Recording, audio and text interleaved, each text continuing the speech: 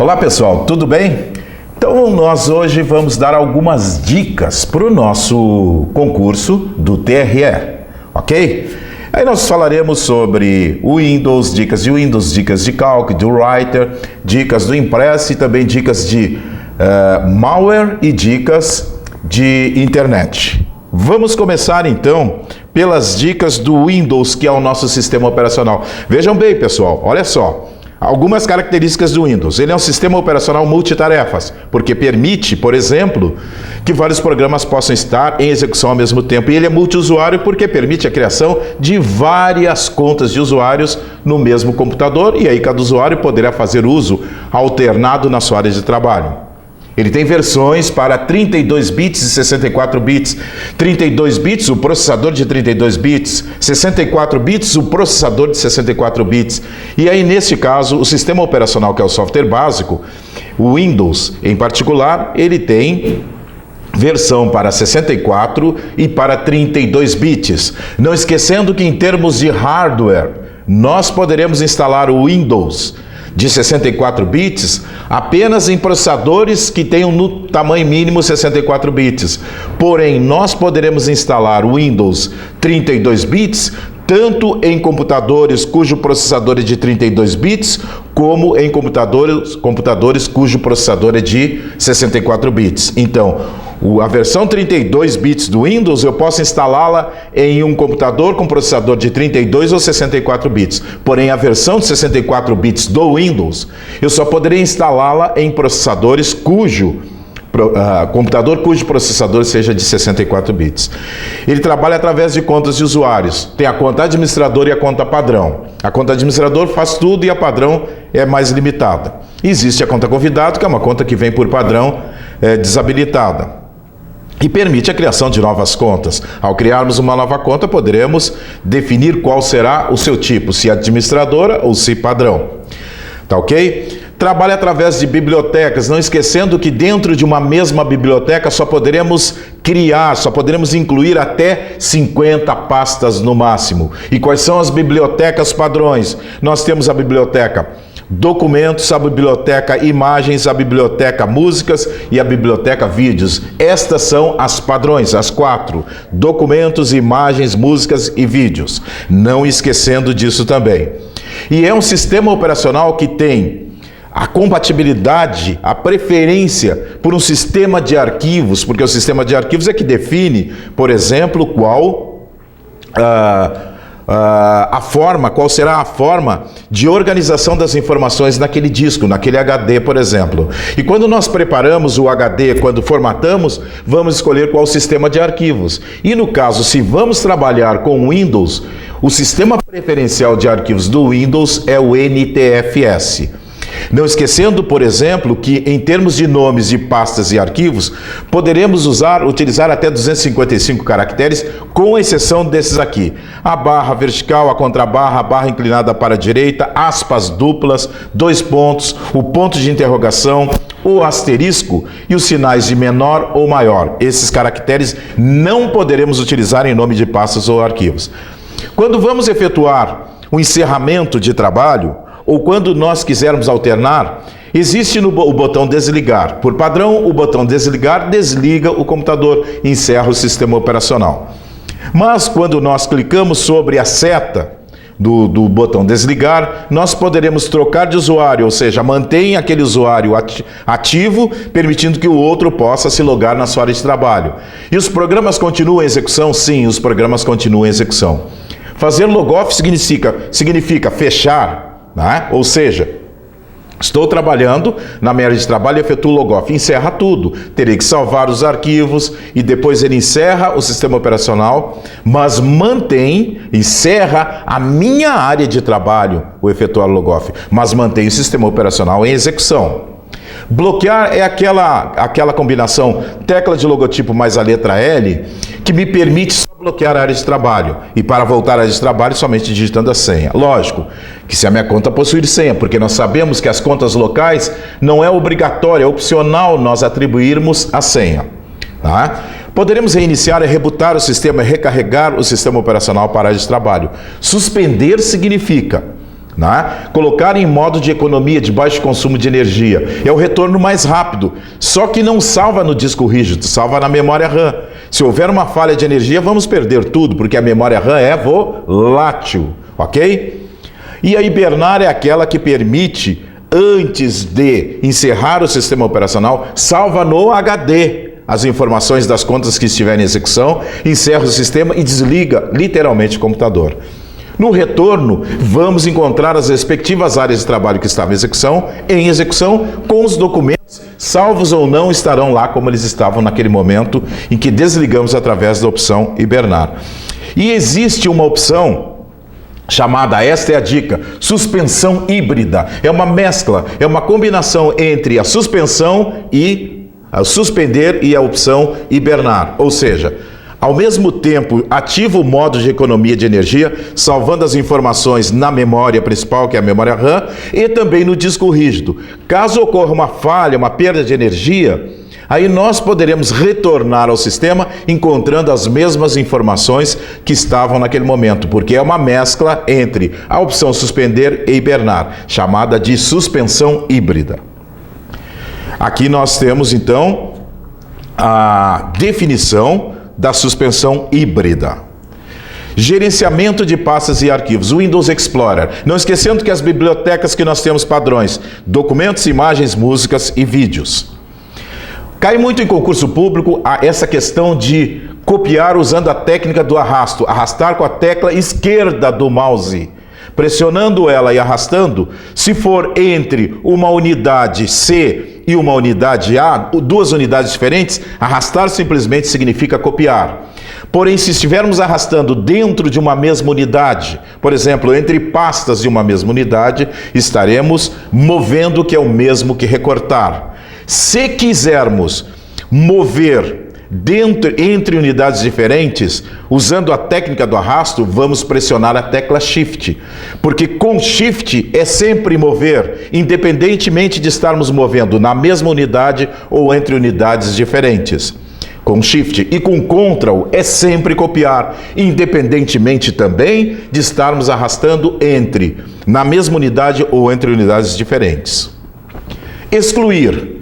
Bom, nós não deveremos esquecer que a lixeira, que é uma pasta do sistema, que na sua instalação já é criada, ela está atrelada apenas a disco rígido do meu computador, do teu computador. Por quê? Se eu excluir de um outro computador via rede, não vai para a lixeira nem do outro e nem da lixeira do meu computador.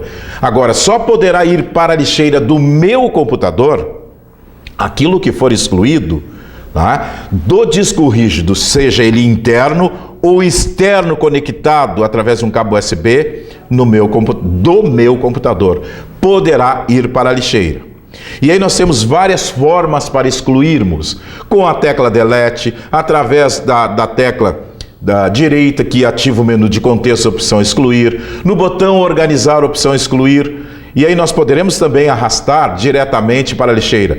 Só que quando arrastamos, a única opção que por padrão não solicita confirmação de envio para a lixeira é quando nós arrastamos.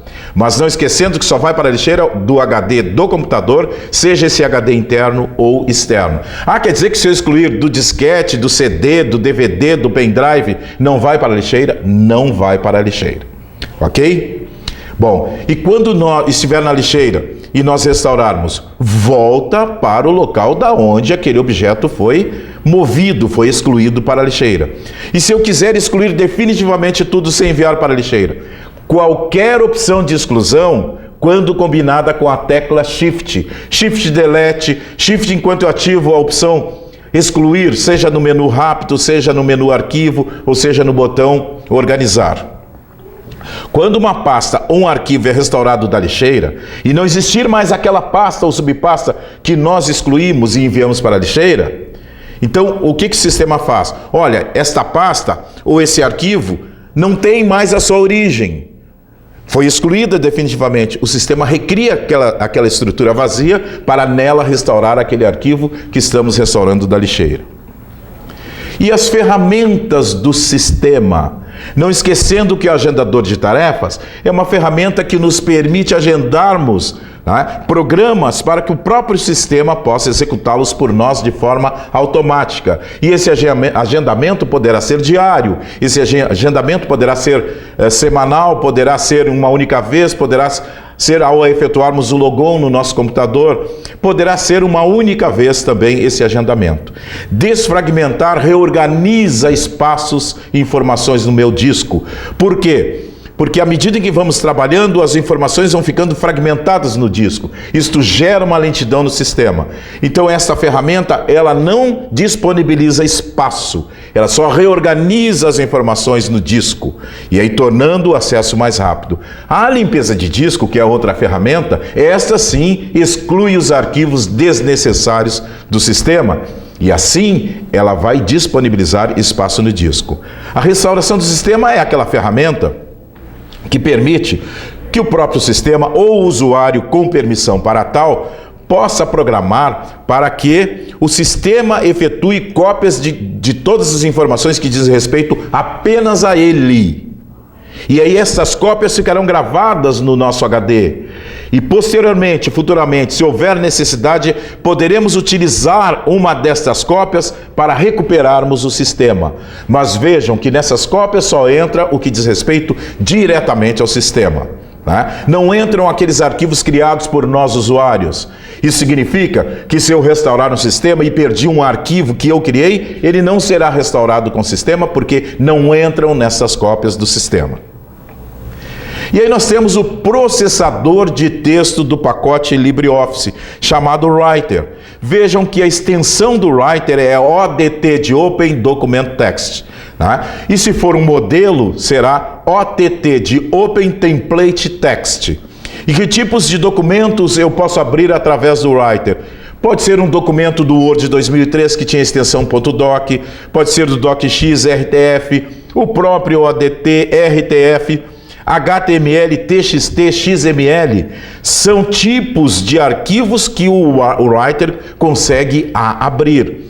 E ele também salva como? Ele salva como doc, como docx, aqui está docx, mas na verdade é docx, RTF, ODT, HTML, TXT e XML. E exporta, não é salvar como, olha a dica lá, ó. O Writer salva como PDF. Não. Ele exporta como, e ele não abre. O Writer não edita, não abre arquivos com a extensão PDF.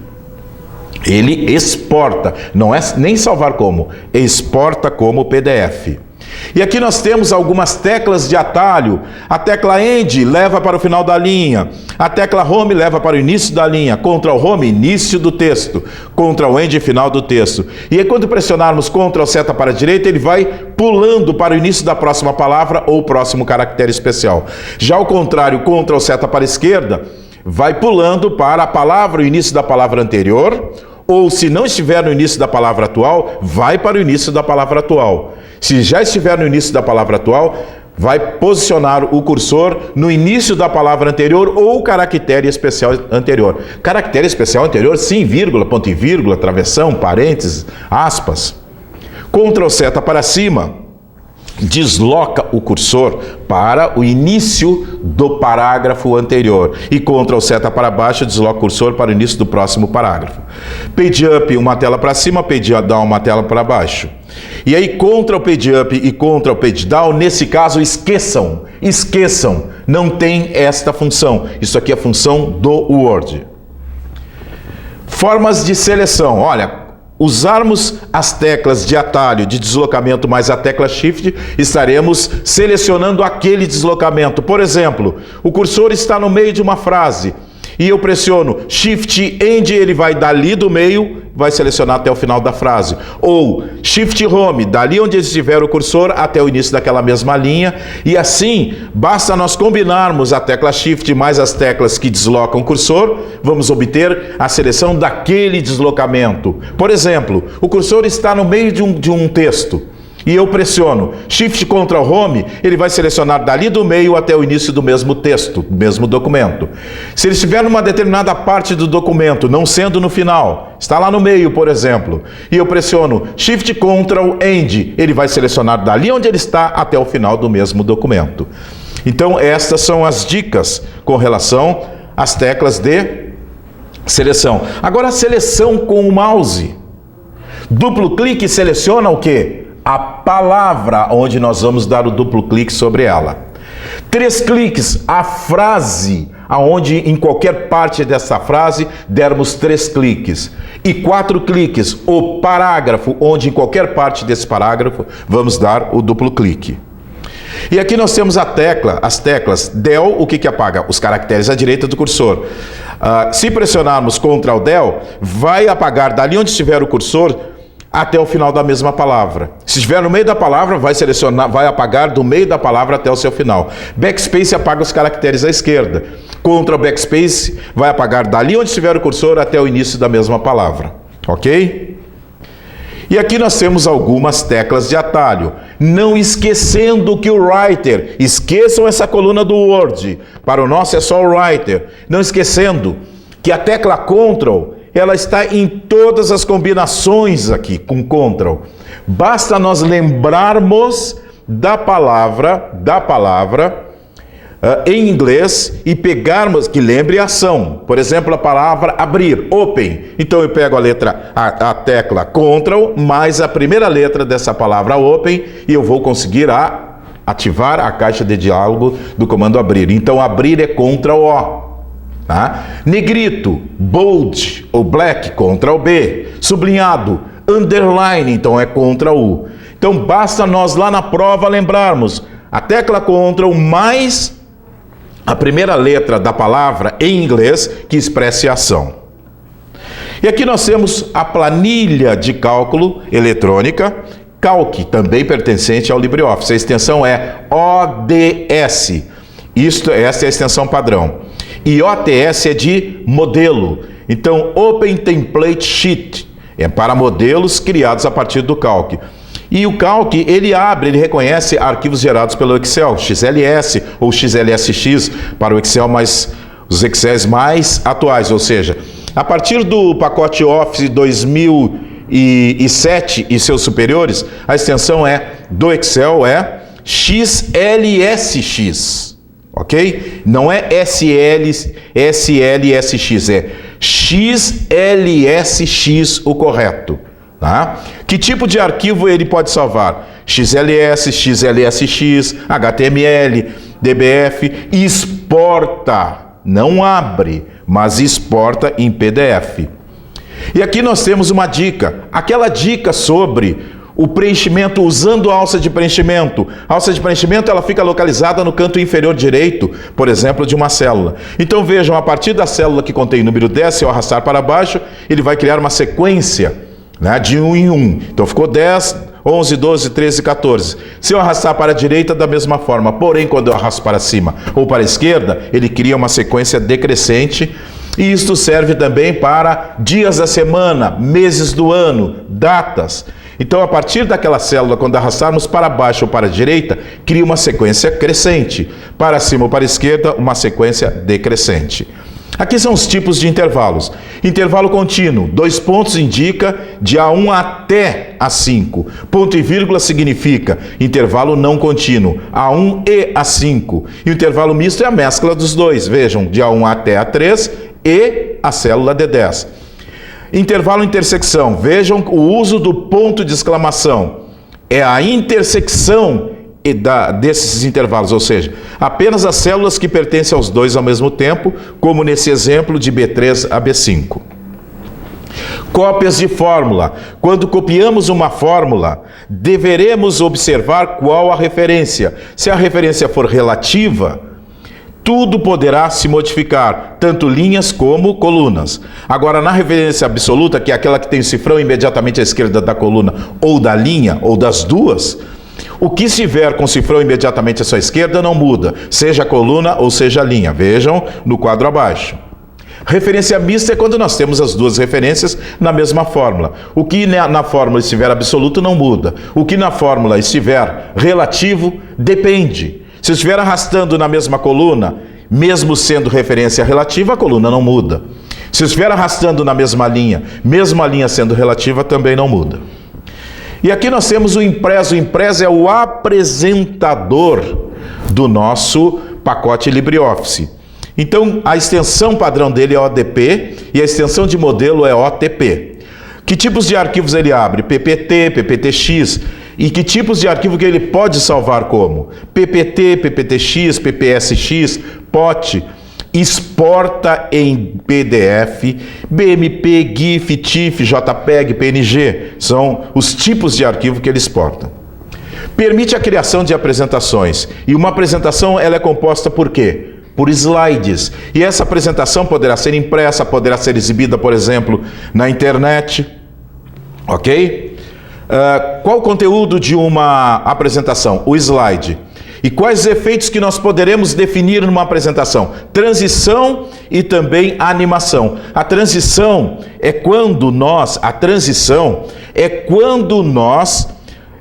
definimos um efeito na passagem de um slide para o outro. E a animação é quando nós definimos um movimento no conteúdo do slide, é chamado de animação.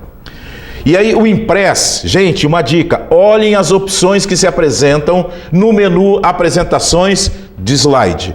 E ali nós temos a exibição. Se quisermos iniciar a partir do primeiro slide, F5. A partir do slide atual, Shift F5. Poderemos efetuar uma configuração da nossa apresentação, definir a partir de que slide a nossa apresentação, qual o tempo que ela será executada. Em configurações da apresentação de slides. Cronometragem é uma opção que nos permite definir o tempo para cada slide. Nós poderemos também definirmos os botões de interação, ou seja, ao clicarmos em determinado botão, o que vai acontecer? É uma ação, chamamos de interação.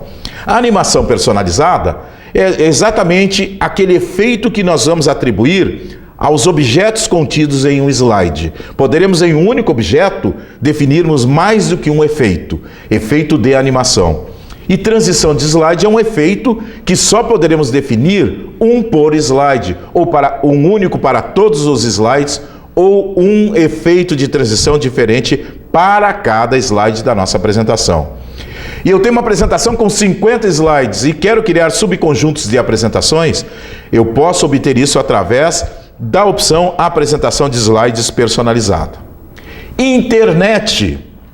Olha, para que eu possa acessar a internet, eu tenho que fazer uso do quê? Do browser ou navegador. Aí nós temos no nosso concurso o Internet Explorer, o Google Chrome e o Mozilla Firefox. São exemplos de navegadores que nós poderemos utilizar. O que é o URL? É uma forma de identificação de recursos, uma forma padrão de identificação de recursos na internet. E aí nós temos Uniform Resource Locator, lá. Nós também poderemos, falamos em endereço IP. O que vem a ser um endereço IP? O endereço IP nada mais é do que um número lógico que vai identificar um computador em uma rede. Nós temos IP versão 4 e IP versão 6, este último mais atual. Sendo que o IP versão 4, ele possui 4 octetos de 8 bits cada um, totalizando 32 bits. Então, o IP versão 4 é o mais antigo, tamanho total, 32 bits. O IP versão 6, o mais atual, o tamanho total, 128 bits, e ele é composto por 8 quartetos ou 8 grupos de 16 bits cada um. Domain Name System é o sistema de nome de domínios.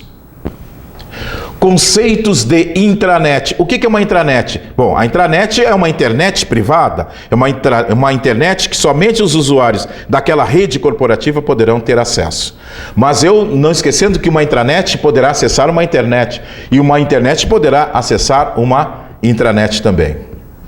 Bom, nós para acessarmos a internet deveremos ter um meio de conexão. E quais são os meios de conexões? Acesso discado, que faz uso do modem e o telefone, mas enquanto estivermos conectados, ocupa integralmente a nossa linha. Ninguém poderá ligar e nem nós fazermos uma ligação. E temos os acessos que possuem uma taxa maior de transmissão, que são chamados acessos em banda larga. A ADSL usa o modem ADSL e o telefone. Então o acesso discado e o acesso ADSL, esses dois acessos usam o telefone, só que um é digital e o outro não é digital. TV a cabo. O que é TV a cabo? Bom, não uso o telefone. É através dessas operadoras de TV a cabo eu uso o cable modem. Tenho também celular, rádio, satélite e também o PLC, que é através da conexão em banda larga.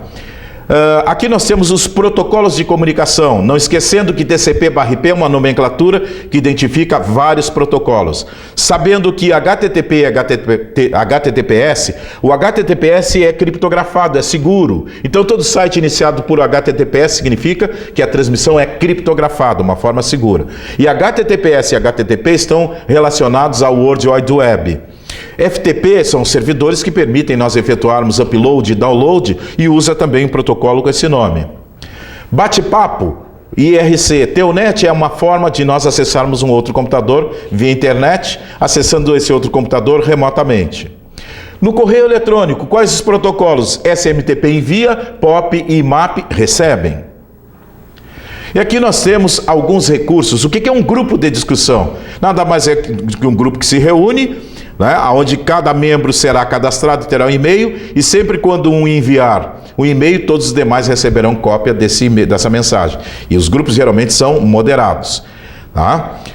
Fórum. Fórum já é um grupo onde as pessoas vão postar. O grupo ou lista de discussão, tu envia e todos recebem. Já fórum é um site onde as pessoas vão postar as ideias, as soluções. Cookie é um tipo de arquivo, o texto. Tem sites onde colocam nesse cookie, por exemplo, o nome e as preferências nossas como usuários. Plugins são pequenos programas, ferramentas que agregam recursos aos nossos browsers ou navegador. Malware. O que é um malware? Malicioso software, Então são softwares do mal. E quais são os principais? Aí nós temos os vírus. O que é um vírus? Vírus é aquele tipo de software do mal que se autorreplica, mas precisa de um arquivo hospedeiro, ele depende dele. Adware. Adware geralmente são aqueles tipos de pragas eletrônicas que visam publicar, é publicidade. Geralmente eles não nos prejudicam. Backdoor é aquele tipo de programa que adentra através de uma vulnerabilidade e deixa uma brecha para um retorno sem usar de métodos de força bruta. Boot. Boot são pequenos programas que também são enviados através dos crackers, que adentram no nosso sistema através de uma vulnerabilidade.